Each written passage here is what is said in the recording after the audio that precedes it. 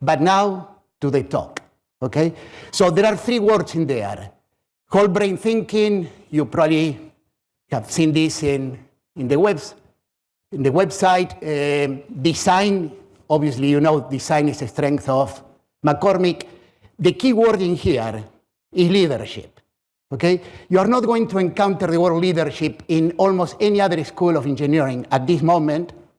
You will encounter big time if some of you decide to do an MBA. Everything is about leadership. But I will explain to you why you are going to be prepared on the leadership front, okay? So you are at the beginning of a journey, and the whole point of being here is to fill your brains with content, to give you a library. The library will depend a little bit on what you do decide to do with regard to majors, but it's a library, and that library will give you a lens through which to see the world, okay? Now, we are at a moment in which innovation and technology is accelerating, okay? And I'll try to give you a couple of examples about how this looks like, okay? So this slide, I'm going to give you the time that it took for some technologies to penetrate 50% of the market, okay? There are some technologies in here. Before the talk in here, we found the BlackBerry there, buried in the back. BlackBerry was the favorite tool of communication of Barack Obama. They're gone. Okay, something else replaced BlackBerries. Electricity is here, still with us, but I bet that none of you has come across a VCR or a DVD player. In fact, many of the things in here have disappeared, okay? Now, this is 50%. If I show you how things evolve in time, this is how things start in 1900 with telephones. Maybe your grandparents, this depends on where you lived, okay? Have seen the evolution of all of those technologies. Maybe your parents have seen this, and maybe you are seeing that, okay? And this is, for example, the evolution of phones. As you know, for example, in Africa, they never went through the landline stage. They went directly to cell phones. And so this is what you are seeing now. Now, if you think you are done, you are dreaming, okay? There's going to be something in the next 3-4 years that will replace this. If I knew what it was, I will be putting money on this, but I have no idea, okay? So we're experiencing the most period of rapid change in our lives. It will continue, it will accelerate, and the question is, how can you be prepared to handle this? And this is why you are here, okay? So the most important thing is to have knowledge that will not disappear, okay? Timeless knowledge. And this timeless knowledge has to do with everything that makes engineering engineering. Systems, the ability to understand things on a quantitative way, to think logically, rationally, all of those things will stay with us on this. I can bet my life on it. It will stay with us for a long, long, long time, okay? But it's not enough.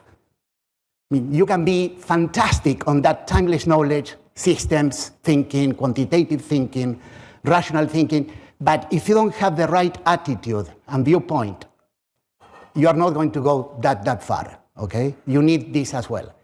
And what you need in here is the ability to see connections. It's very hard to see it at this stage. The ability to see interrelationships, and this is the domain of what we call whole brain individuals. Okay? What does it mean to be whole brain? All of you are here because you have really excelled on the left side of the screen. You have done well in math, physics, all things quantitative. But you're also probably here because you have an inclination to develop the right side of the brain as well.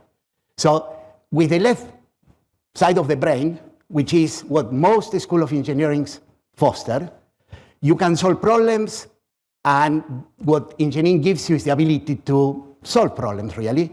That makes you valuable. People want to hire you. That's fine. But at the end of the day, there is no big prize for solving correctly what turns out to be the wrong question. At some point, asking the right questions, especially if you're in a position of leadership and you lead a team, is as important as solving the question. You have a team, and for that you need the metaphorical thinking, divergent thinking that is associated with the right side of the brain. So the whole point also is that to think with both sides of the brain is better than to think with only one half.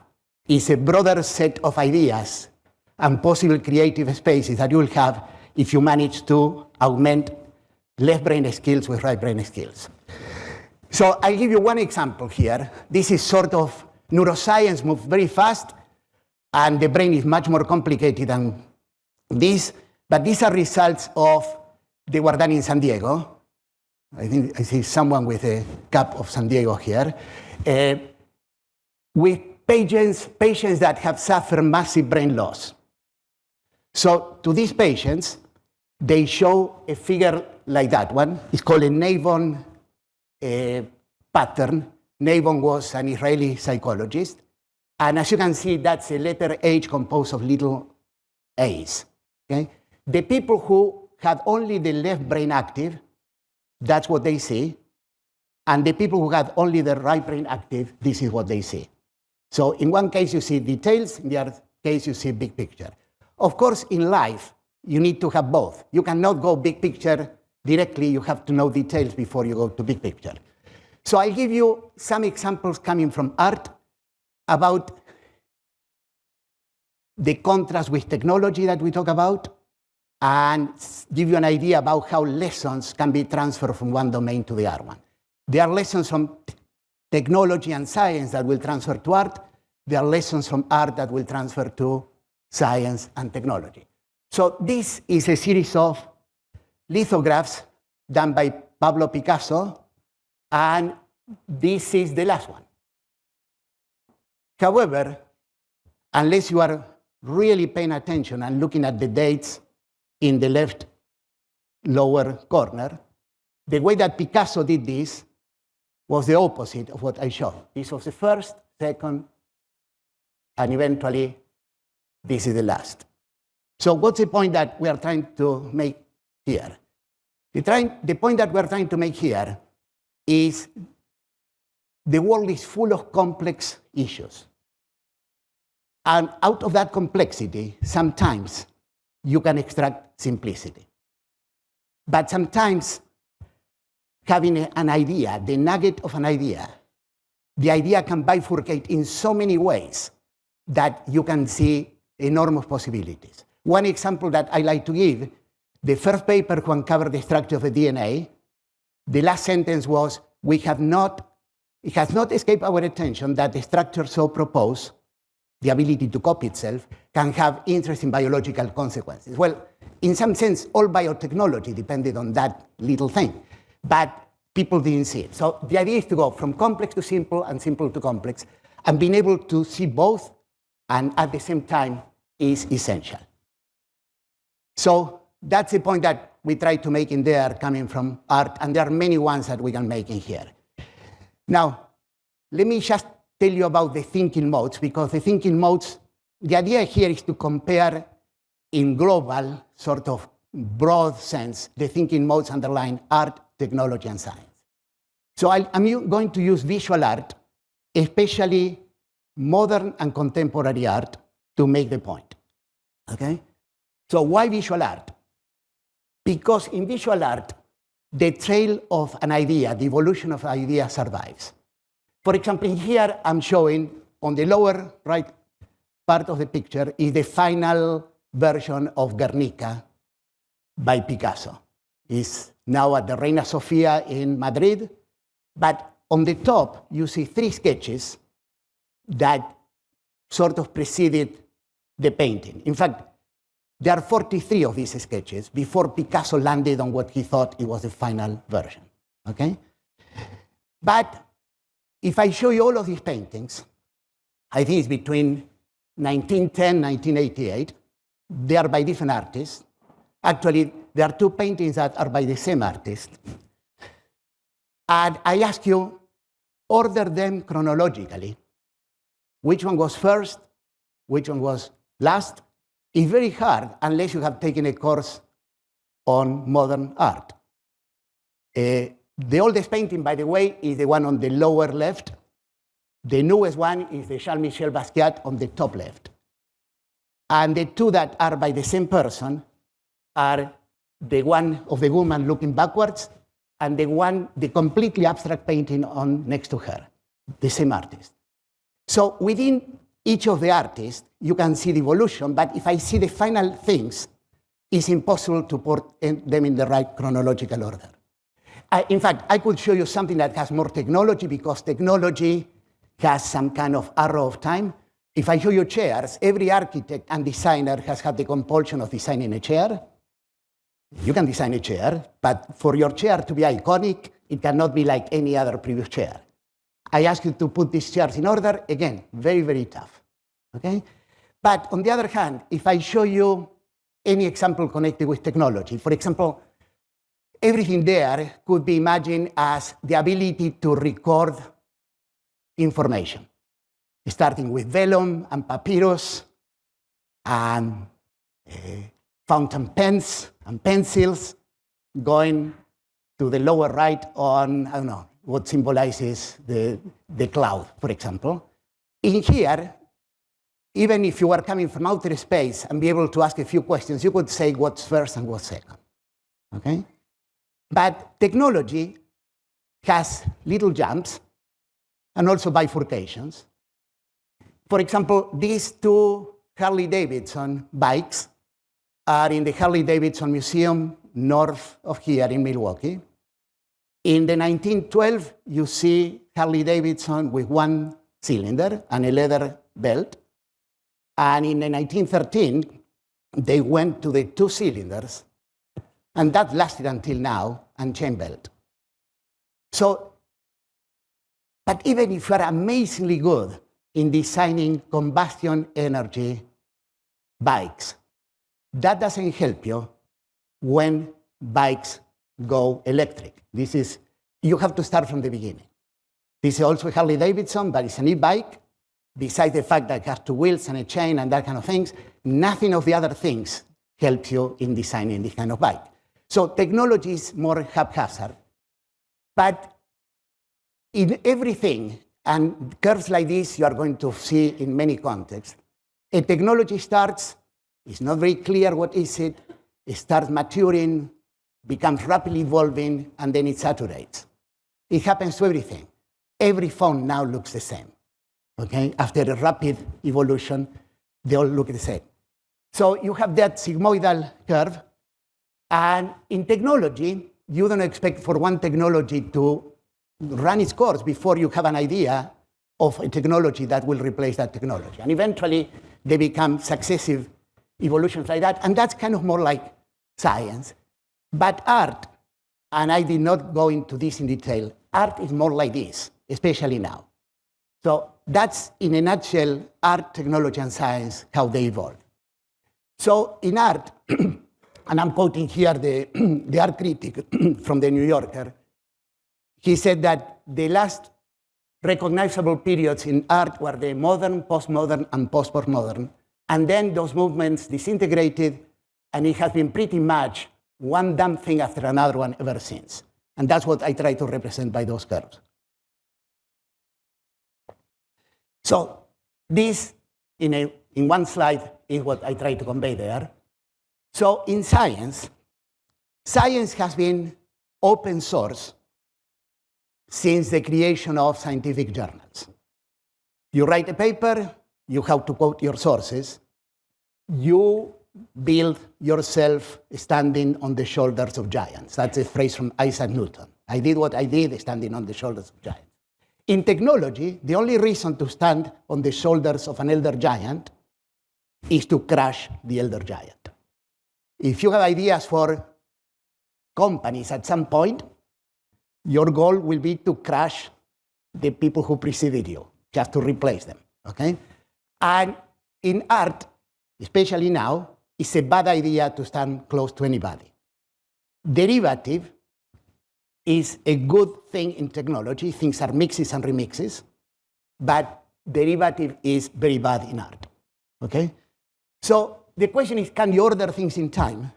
And I argue that it's very hard in art, it's possible in technology, and in science you can order that. In fact, the tree of the evolution of science has no dead branches. If something doesn't work, gets discarded. One thing that is important to remember is that progression is not progress. Just because something came after that is not progress. We all had dreams on how amazingly good the internet was going to be. This is before we discovered the bad things that happen in social media, sort of inciting revolutions and ideas. Crazy people can find each other more easily. So progress is not progression, okay? And that's always something important to remember in technology.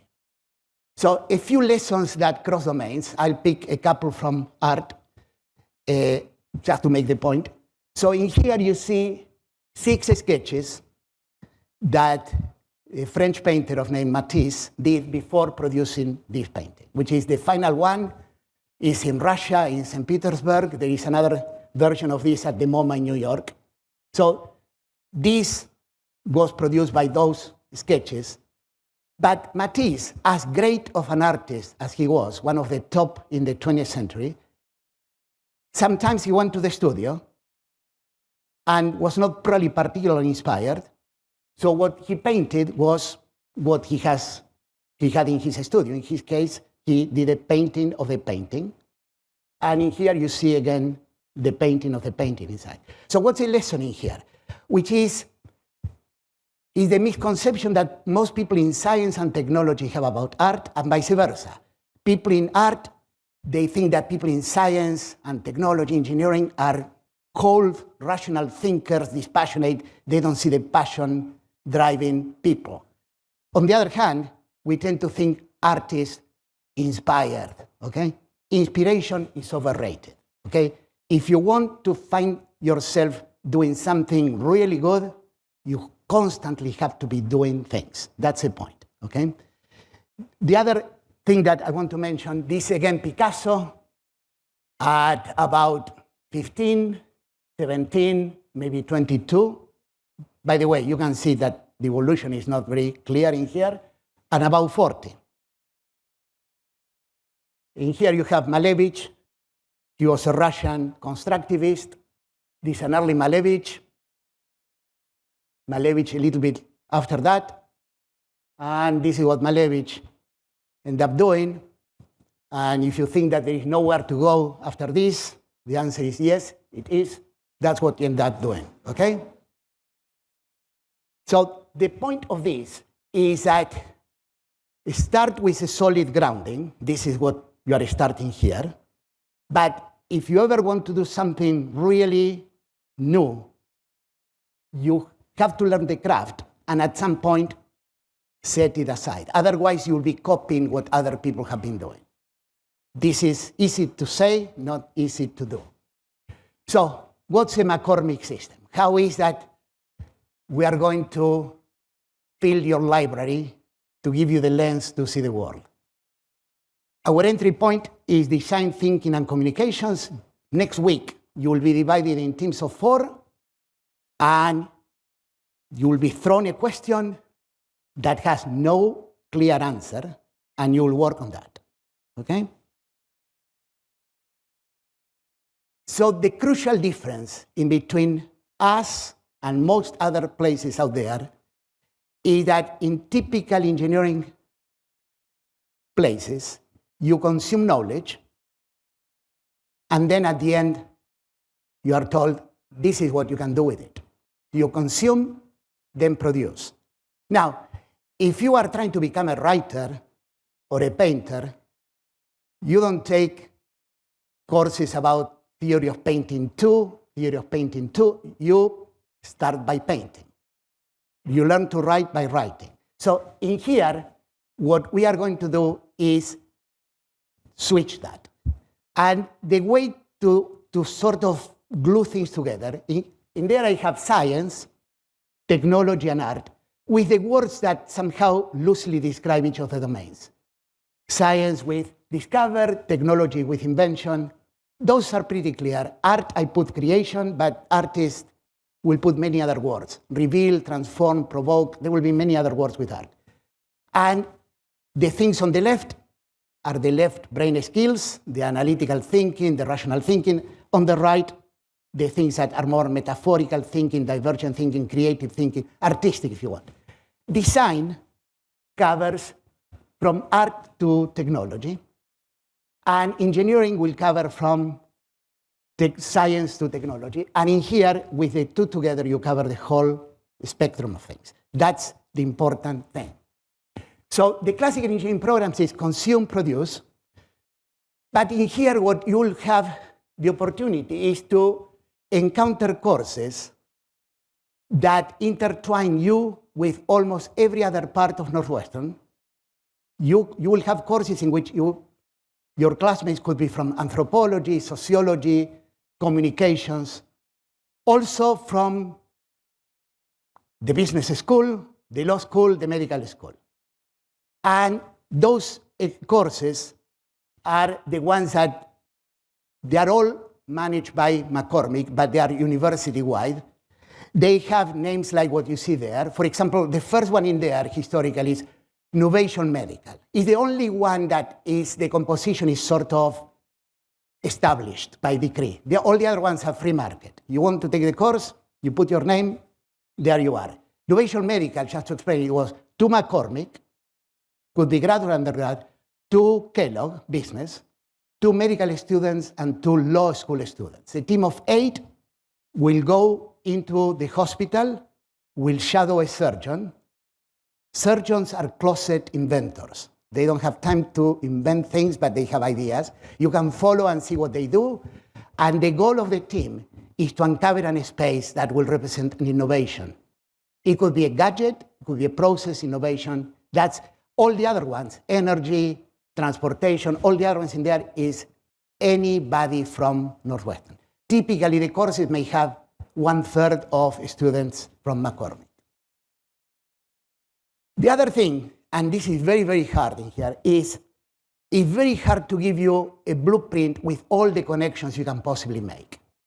But if you ask questions, me or people in my team or other people or faculty, they could help you make connections. In here, I'm mentioning one.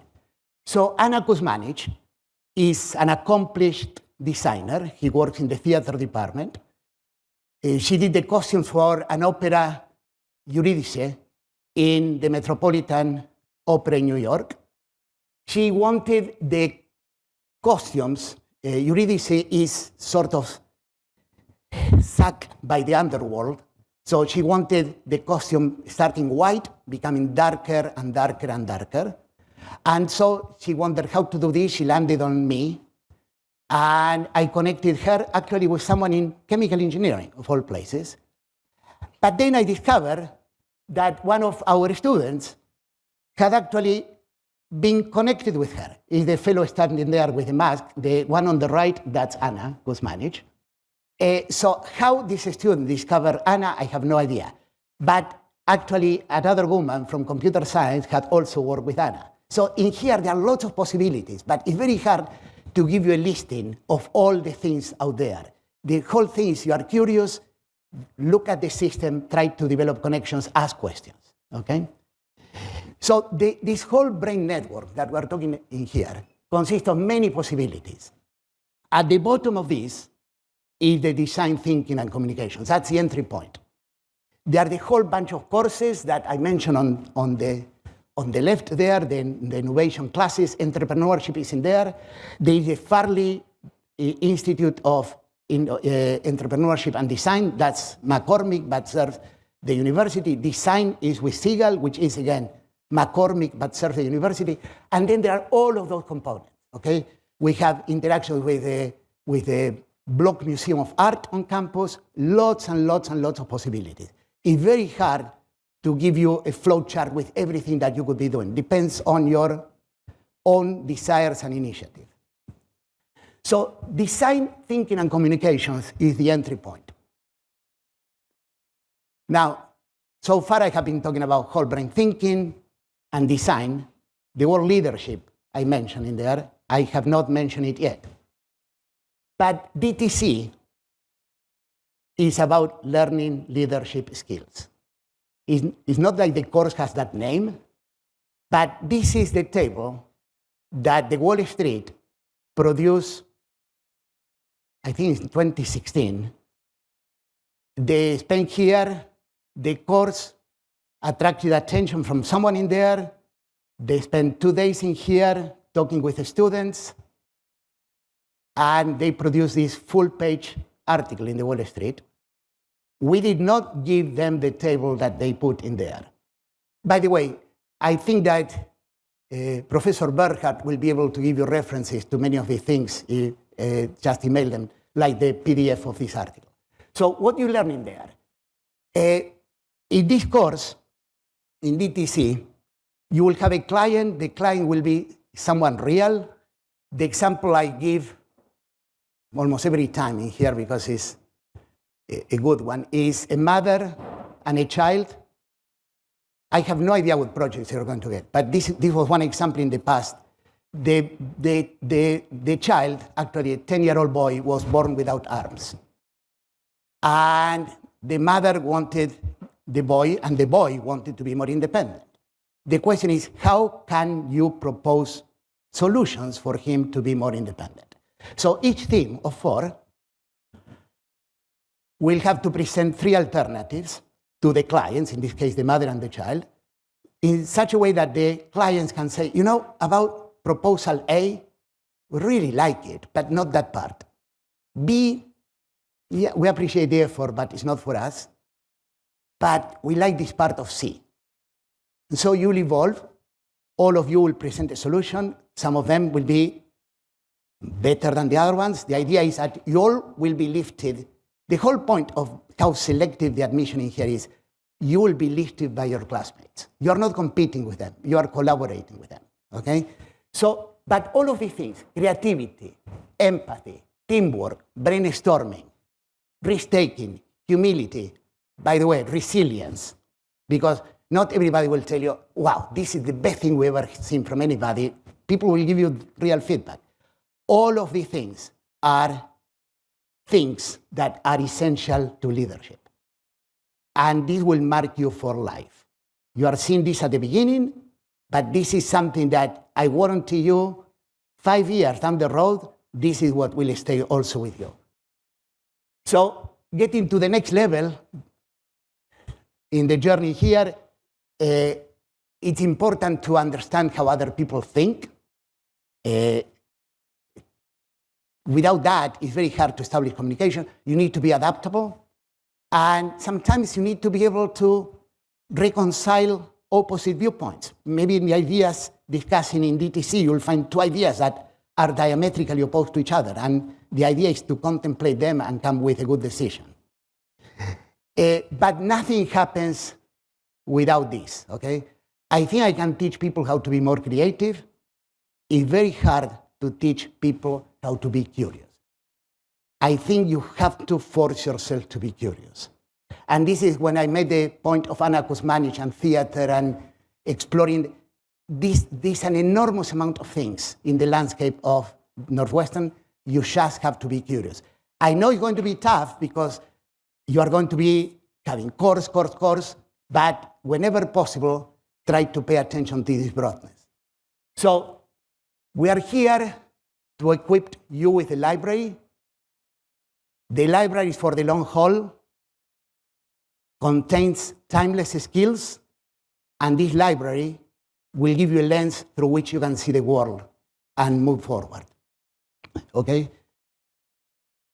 Your library will keep working and growing. You always have to leave room for, at some point you can say, I'm done, I cannot take more ideas. You will take one philosophical attitude. Leave always room for growth in there. Don't discard something because it's different. And you have to really work hard to augment your classes. The world is full of very complicated problems. Some of them look unsolvable. What we want in here is to produce people that if they see this, they are not going to see this, but they are going to see this. So the future belongs to whole brain people like you. Welcome to Northwestern Engineering, and my pleasure to welcome all of you here. Thank you so much.